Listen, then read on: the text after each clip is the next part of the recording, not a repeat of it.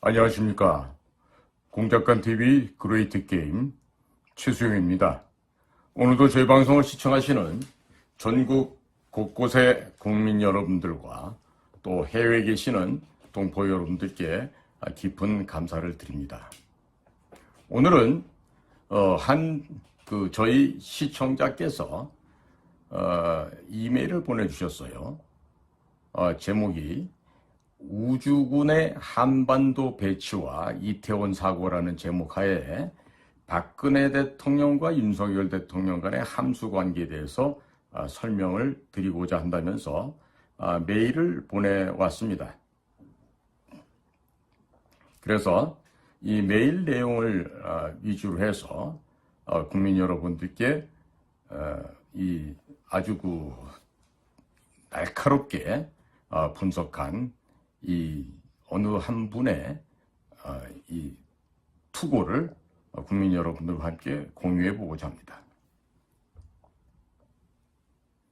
박근혜 대통령 탄핵에 대해서 많은 분들께서 단순하게 국내 문제로만 생각하시는 경향이 있는데, 박근혜 대통령 탄핵은 미중 패권 전쟁 속에서 2016년에 일어난 아시아 국가 최초로 미국과 체결한 한미우주협정과 사드 배치가 발단이 되어 일어난 국제적인 사건입니다.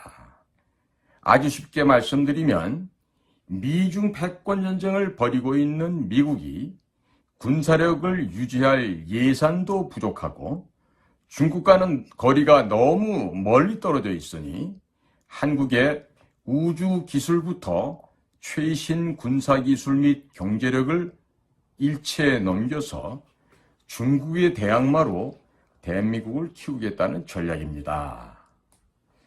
19세기 영국과 러시아의 그레이트 게임 당시에 영국이 러시아 남하를 막기 위하여 자금과 최신 군사 기술을 제공할 테니 러시아를 막아달라고 조정에 먼저 제안을 하였지만, 당시 조선의 조정은 러시아 편에 붙으면서 영국은 일본과 영일동맹을 맺고 일본은 경제강국, 군사강국으로 키웠습니다.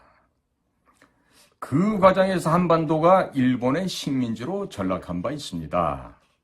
이제는 중국을 견제하기 위해서 한국을 경제강국, 군사강국으로 키우겠다는 것이 한미 우주협정의 핵심 골자인데, 한미 우주협정 체결로 연간 약 350조 원에 달하는 우주시장에 우리나라도 진출이 가능하게 되었습니다. 또 미국은 거의 모든 분야의 기술을 한국 기업들에게 넘겼고 한국군의 미사일 개발을 관련한 모든 제한을 풀어주었습니다. 한미 우주협정은 달 탐사 기술을 미국 나사, 미국 항공우주국이 한국에게 넘긴다는 것이 주요 골자인데, 이는 장거리 탄도미사일 ICBM을 개발할 수 있도록 미국이 지원한다는 의미입니다.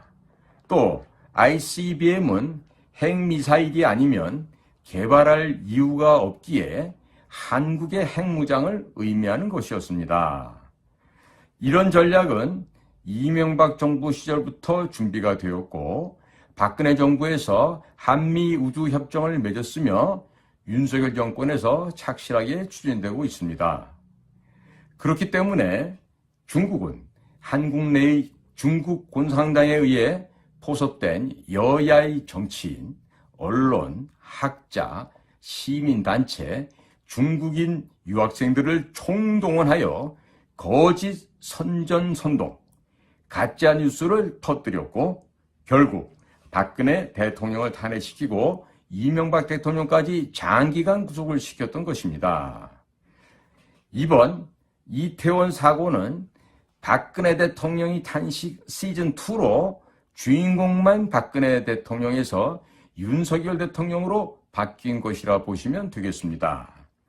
그러나 안타까운 점은 박근혜 대통령 탄핵 때에도 국정원이 사전에 막으려고 했으면 충분히 막을 수 있었고, 이번 이태원 사고 또한 충분히 막을 수 있었는데 넋놓고 있다가 당했다는 것입니다. 세월호 사건을 겪은 국민들은 자발적으로 일어나서 이들의 준동을 틀어막았다는 것입니다. 이번 이태원 사건에 대해서는 대통령 경호실이 나서서 국정원 고위 간부들에 대해서 철저한 조사를 할 필요가 있다고 생각합니다. 중국과 북한에 아주 오래전에 포섭된 자가 고의로 정보를 누락, 왜곡시켰을 가능성이 매우 높은 상황입니다. 실수를 가장해서 성문을 열어준 셈입니다. 중국 공산당과 북한의 지원을 받은 문재인 정권이 들어서자마자 한국의 핵무장을 제거하기 위해서 탈원전을 시도했고 핵무기 원료인 플루토늄을 생산하는 가평 중수로인 월성원전을 폐기하려고 하였습니다.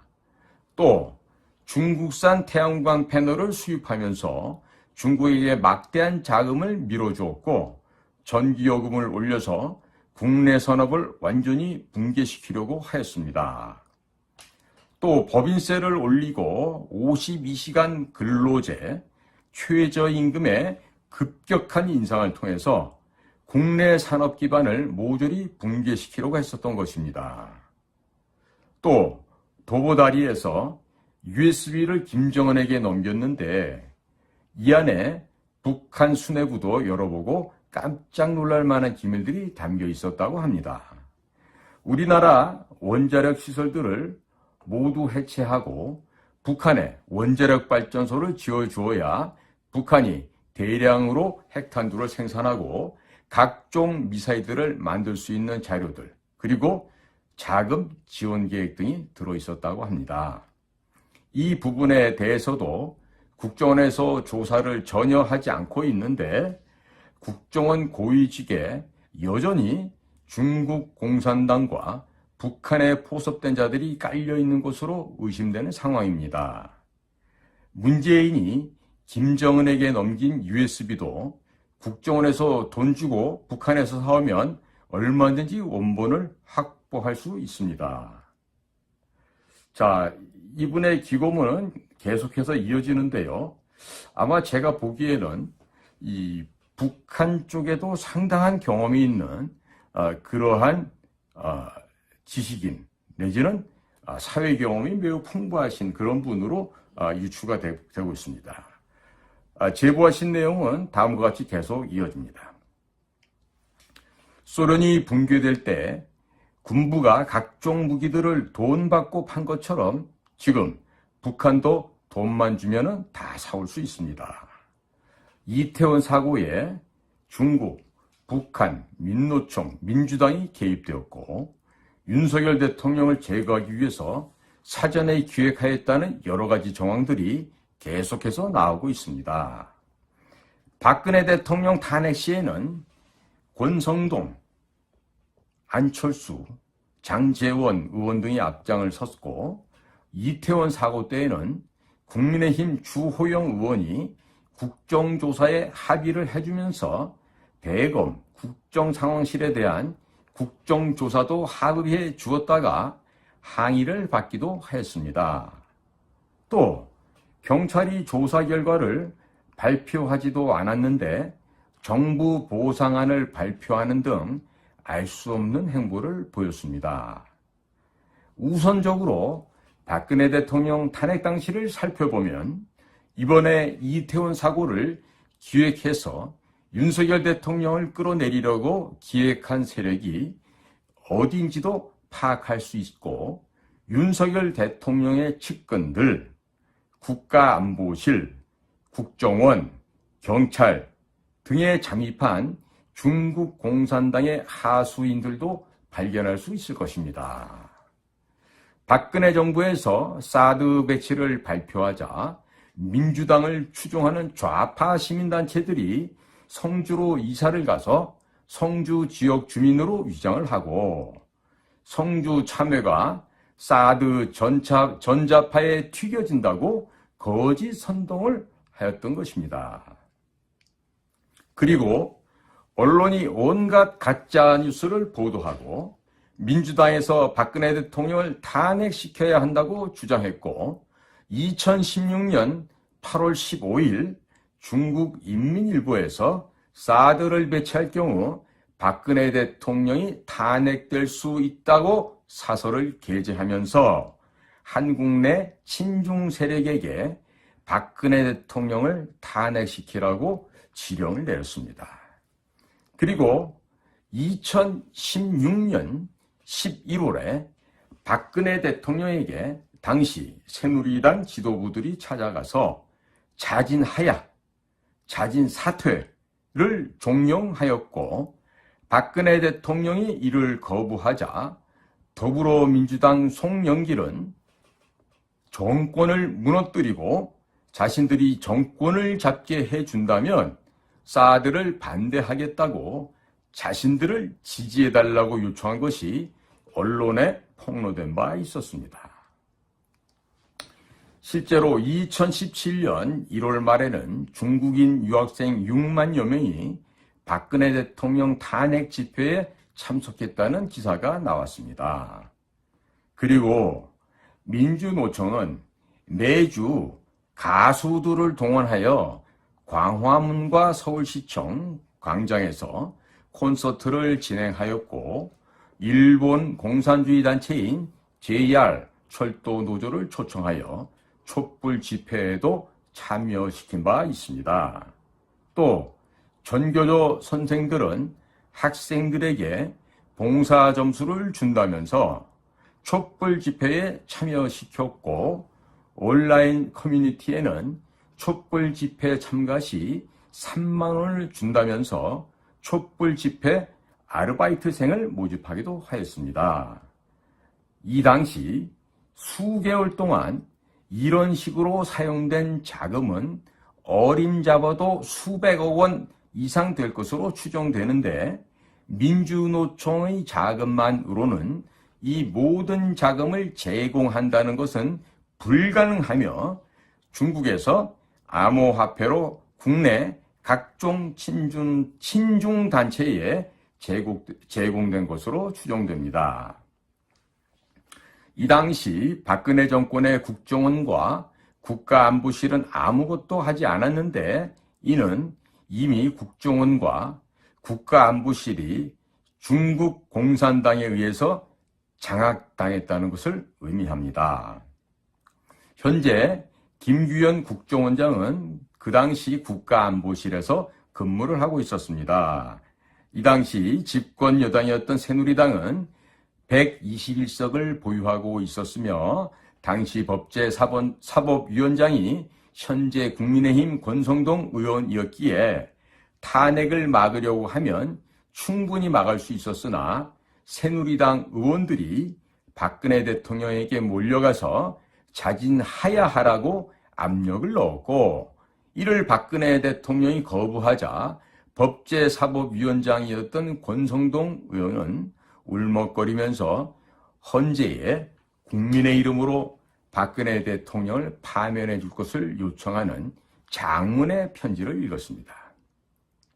또 장제원 의원은 박근혜 대통령을 탄핵한 뒤에 김어준의 파파이스에 출연하여 자기들이 박근혜 대통령을 탄핵시켰으니 이번 대통령은 문재인 후보가 되니 남는 표를 바른미래당으로 달라고 발언하여 김어준이 박장대소하기도 하였습니다. 그리고 이 당시 안철수 의원은 사드 배치 반대를 하면서 박근혜 적폐라고 쓴 현수막을 들고 사진을 찍었습니다. 국민의힘 전신인 한나라당은 2009년 11월에 중국 북경까지 찾아가서 중국 공산당과 업무 교류 협약에 사인을 하였습니다.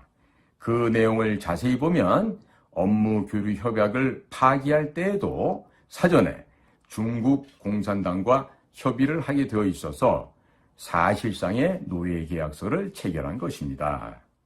한미 상호 방위 조약도 둘 중 한쪽이 파기를 하겠다고 선언하면 1년 후에 자동적으로 파기가 되는데 한나라당이 중국 공산당과 맺은 MOU는 파기 전에 협의를 해야 한다는 것이 말이 되지 않습니다.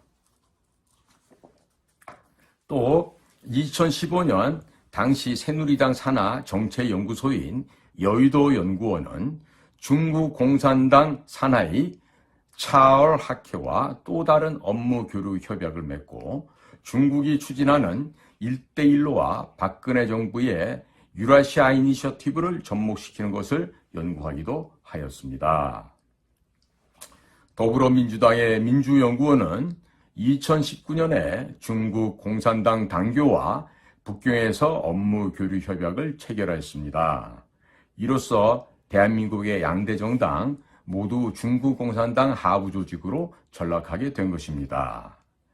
이미 2009년부터 현재 국민의힘은 중국 공산당의 조선총독부로 전락하였고 대한민국을 사회주의 국가로 끌고 가는 정책들을 만들기 시작했으며 한나라당 시절부터 애국보수적인 인사들을 서서히 공천에서 배제하면서 좌익 인사들을 끌어들이는 작업을 하였습니다.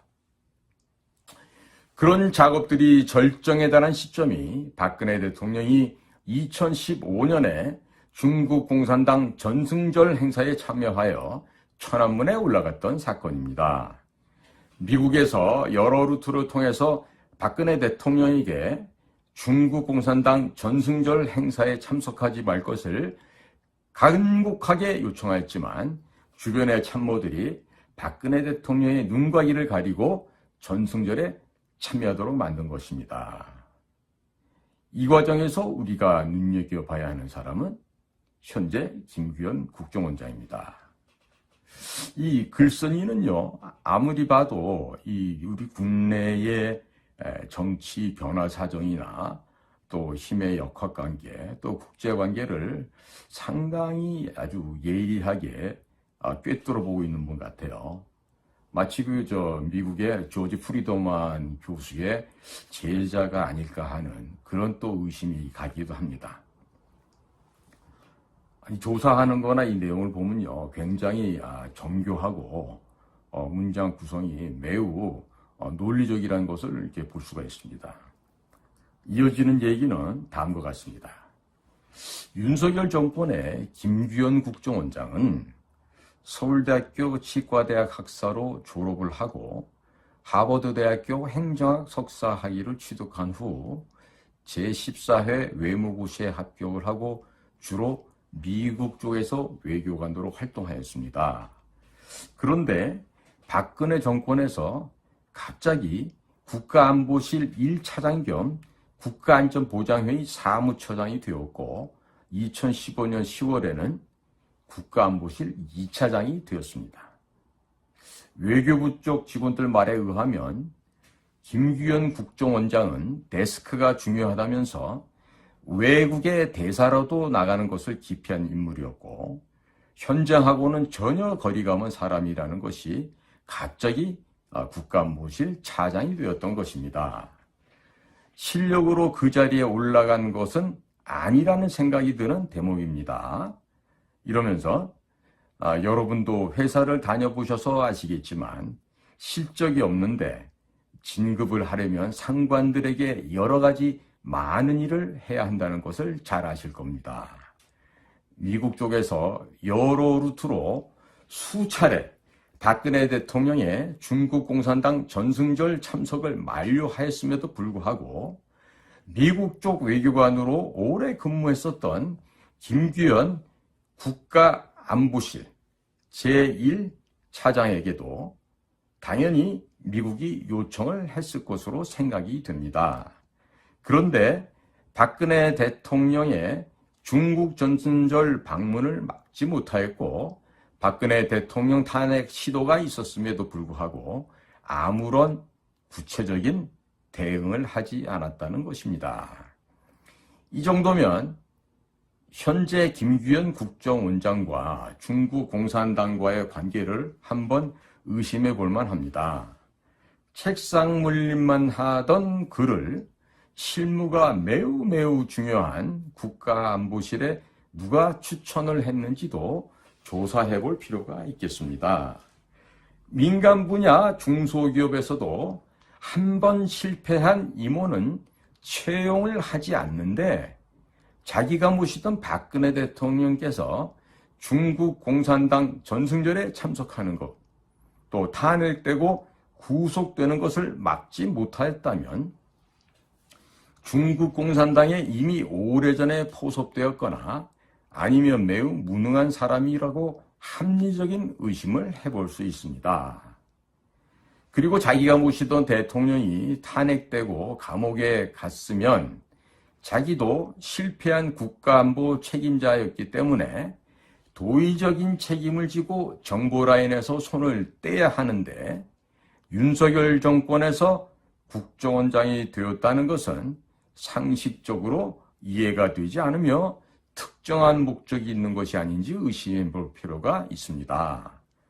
또 누가 이 사람을 국정원장으로 추천했는지도 조사를 해볼 필요가 있습니다.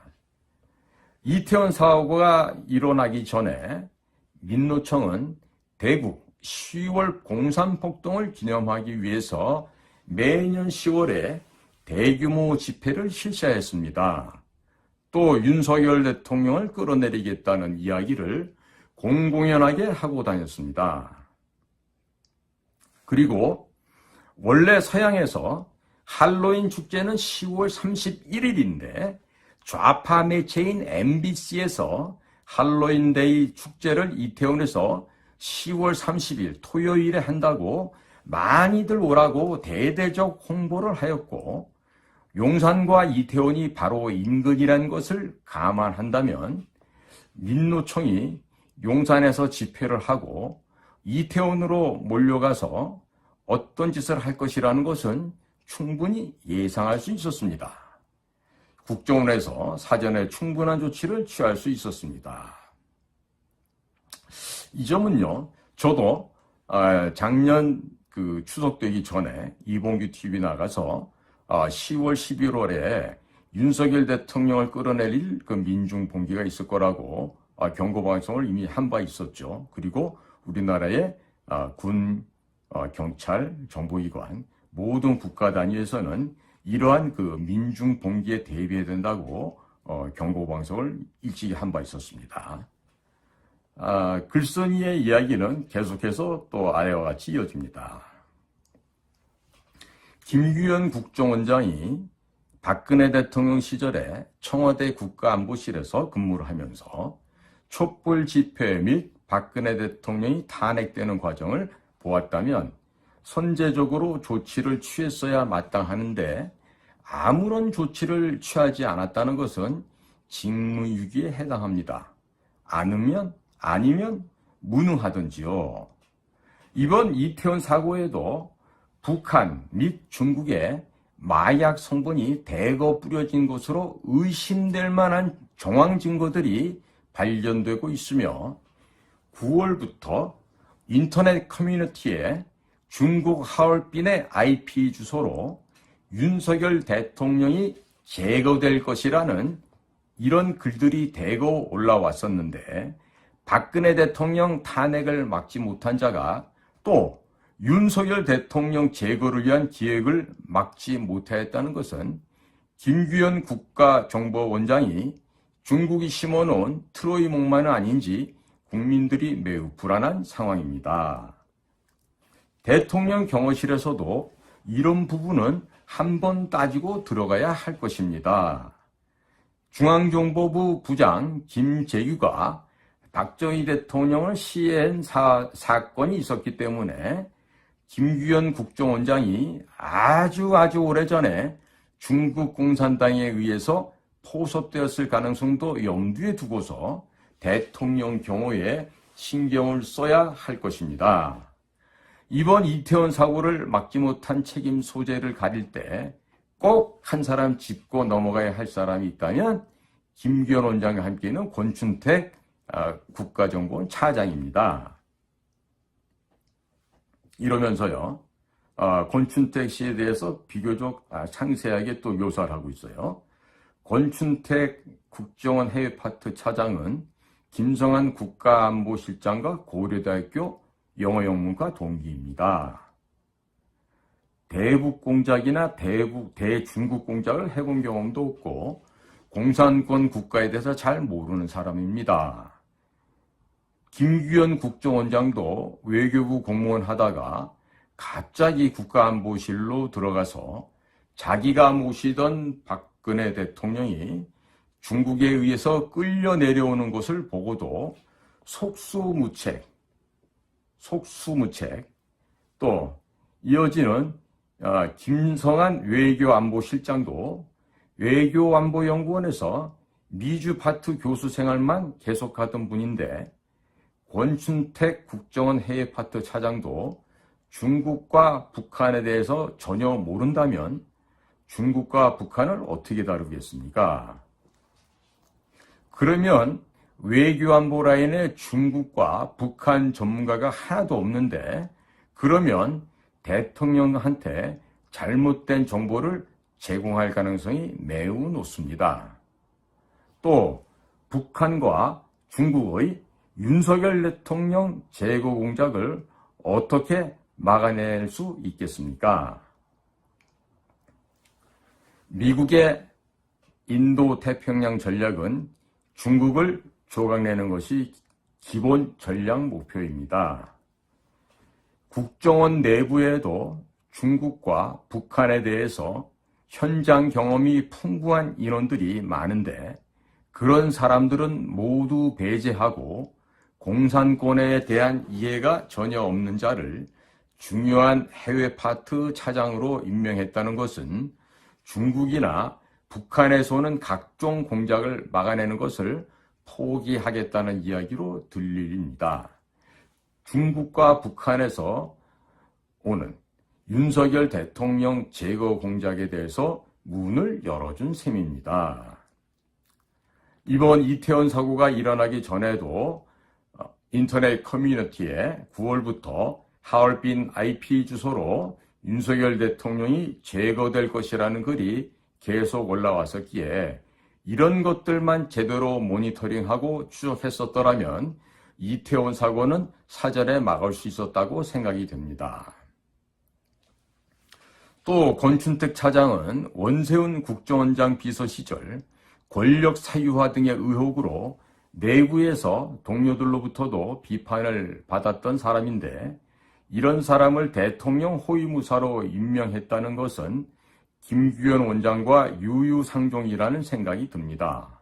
또 원세훈 국정원장 서울시 공무원 출신으로 광우병 사태를 막지 못하여 이명박 정권이 실물 정부로 전락하는 데 공을 세운 사람입니다.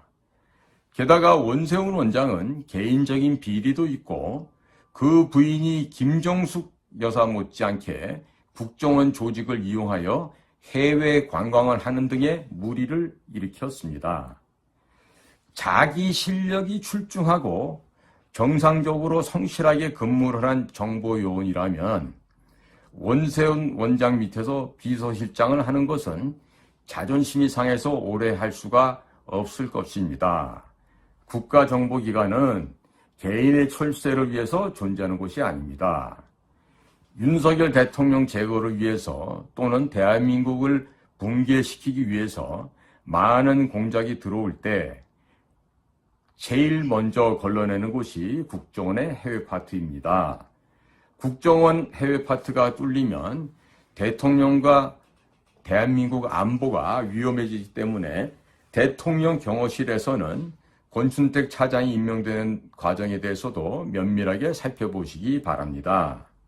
대통령 경호실은 중앙정보부장이 박정희 대통령을 시해했다는 역사적 사실을 잊지 마시고 박근혜 대통령이 탄핵되는 과정에서 국가정보라인이 아무 역할을 하지 못했다는 것을 잊지 마십시오. 앞으로 윤석열 대통령을 제거하려는 공작들이 무수히 들어올 것인데 정보기관의 고위직들이 이미 적에게 오래전에 포섭되었다면 의도적으로 정보를 누락, 조작, 왜곡할 수 있다는 점도 명심하시기 바랍니다. 이태원 사고는 국정원이 충분히 막을 수 있었지만 정보기관이 아무 일을 안 했고 사고 후에 국민들이 좌익 세력들의 준동을 틀어막았다는 것을 잊지 마시길 바랍니다.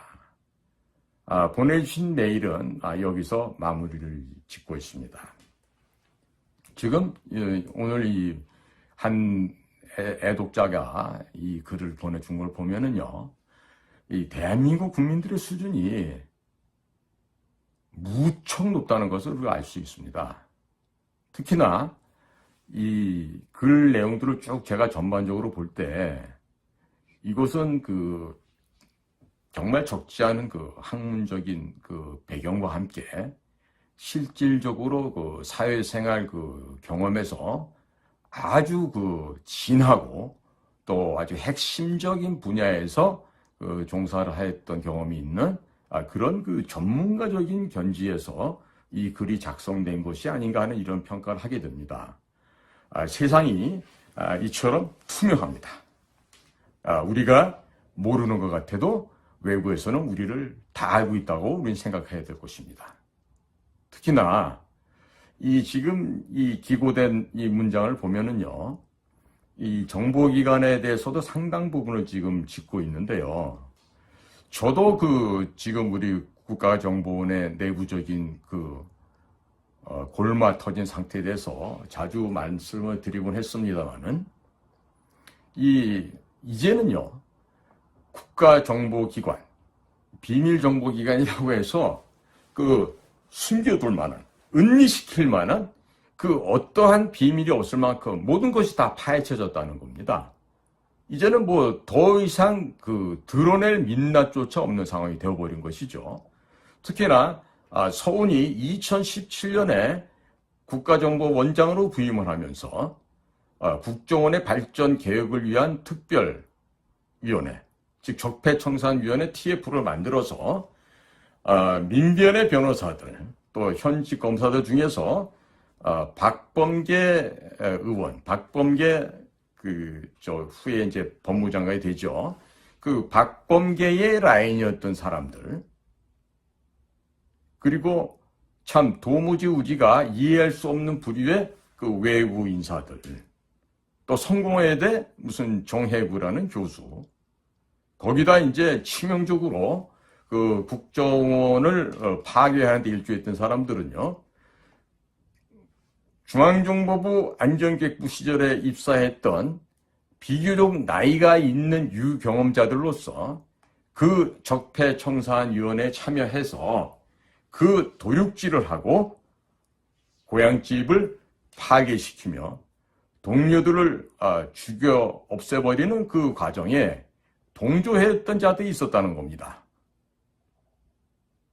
그들은 적폐청산위원회에 참여하여 내부적인 비밀 정보 자료를 공개하는데도 서슴지 않고 동조하였고, 또 동료들이 또 후배들이 억울한 누명을 쓰고 형무소에 가서 옥살이를 할 때 그렇게 참여했던 자들은 해외 다른 나라의 대사로 파견 나가고 또 다른 고위관직을 얻어서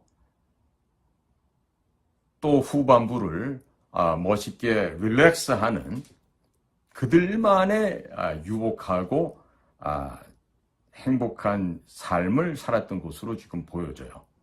과연 내가 근무했던 조직의 내부 심장을 파헤치고 그 내부에 숨겨져 있는 절대 바깥으로 보여줘서는 안 될 절대 비밀, 그 비밀들을 닭 모이 쫓듯이 쫓아서 다 파헤쳐 알리고, 또 비밀 취급 인가도 없는 민간인들이 그 모든 비밀 자료를 열독하게 함으로써 우리 조직 내에서 비밀 업무를 수행했던 우리 정보 요원들이 정말 형언할 수 없는 수모와 굴욕을 받으면서 형무소 생활을 하고, 이후에는 연금도 박탈당하며 경제적으로도 매우 어려운 생활을 하였다는 이 점이 비록 지금 사면복권은 되었다고 하지만